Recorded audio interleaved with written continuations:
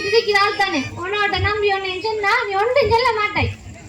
ஓம் பத்ரடா டிவியை திறந்தாலும் கிளீன்ஸ் இல்லங்க, radio திறந்தாலும் cleans இல்லங்க, சமத்தி கூட்டத்துக்கு வரட்ட அந்த அங்க போனாலும் இந்த இல்லங்க.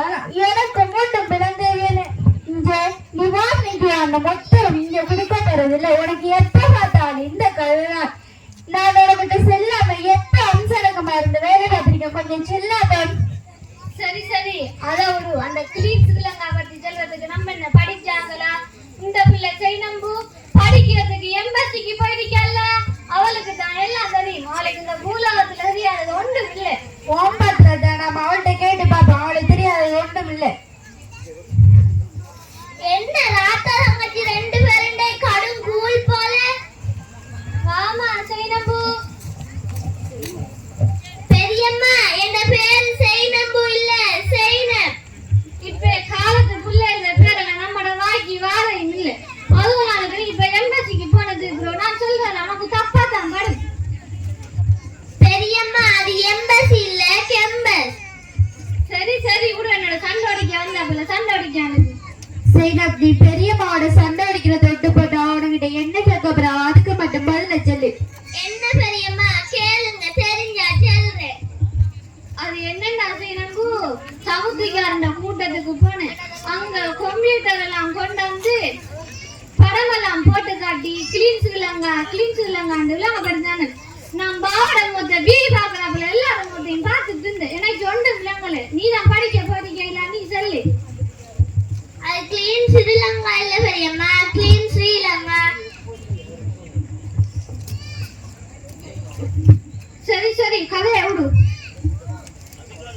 நம்மட புதிய ஜனாதிபதி அனுரவிக்காருல்ல, அவரு இப்ப நல்ல பல வேலைகளை செஞ்சுட்டு வராரு. ஓமா நல்லா செஞ்சுட்டு வராதான். நம்ம நாட்டை திண்டு காய்களினே எல்லாம் உள்ள போட்டுட்டு வராரு.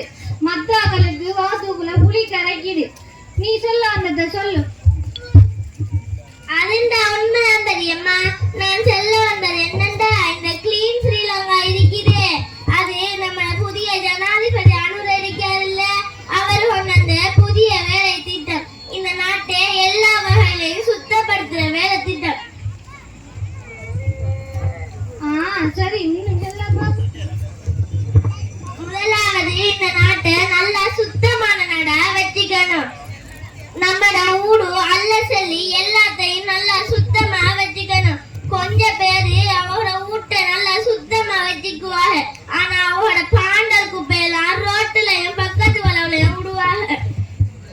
பாத்ரூம் கழிவு தண்ணி எல்லாம் ரோட்டுலயும் பக்கத்து வீட்டுக்காரங்கள வளவுலையும் விடுவாங்க. ஓ என்ன நஜிஸ் பழக்கம் மீது இப்படியான ஆக்களே எனக்கு கண்ணுல எங்காட்டையலாம். எனக்கு இப்படியான வேலை பாக்குற ஆக்களே அறவே பிடிக்கிறல்ல.